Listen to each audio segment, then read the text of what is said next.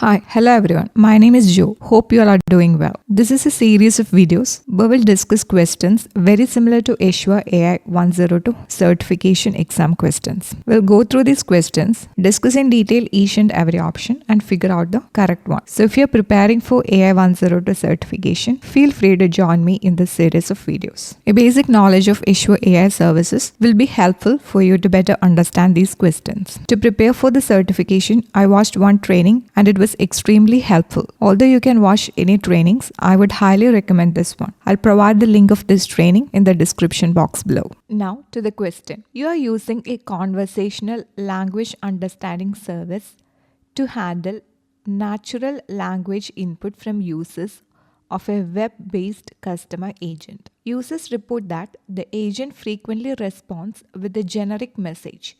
Sorry, I don't understand that. You need to improve the agent's ability to respond to user requests effectively. Which three actions should you perform in sequence to achieve this? Validate the utterances logged for review and modify the model. Add pre-built domain models as required. Enable active learning.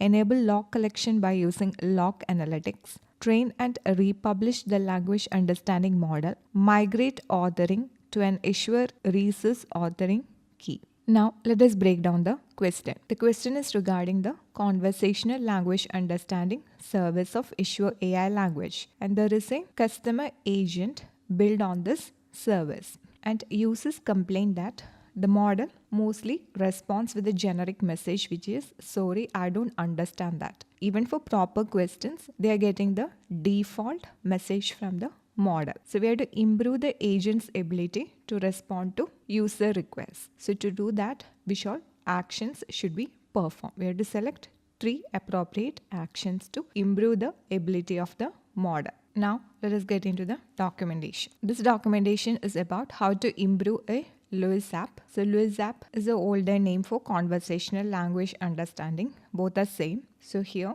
we can say about active learning. Active learning captures queries that are sent to the endpoint and select user utterances that it is unsure of. And you review these utterances to select the intent and mark the entities for these real-world utterances. So we have to do active learning. In active learning, what it does is it will capture user queries and will select user utterances. So utterances is the input message from the user. So it will select the user utterances which the model is unsure about. And from these active learning, we have to review these utterances and modify the model. Then we have to accept these changes into your app's example utterances, then train and publish the app.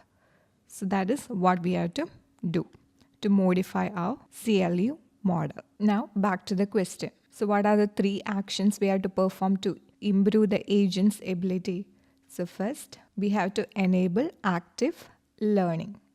After that, we have to validate the utterances logged by the model for review and we have to modify the model. That is the second step. Then the third and final step is we have to train and republish the language understanding model. So these are the 3 steps we have to follow to improve the conversational language understanding model.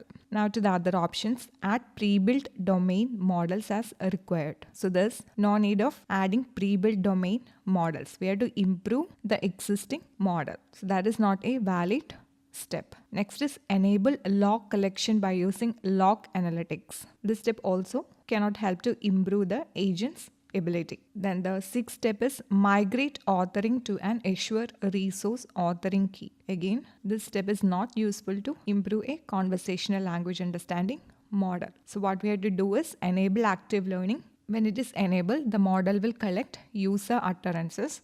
We have to validate those utterances and modify the model. Based on those logged utterances, we might have to create more custom indent or we have to add more utterances to non-indent and we have to train the model again and republish the model. So those are the steps we have to follow. I'll provide the link to the documentation in the description box. So what did we learn from this video?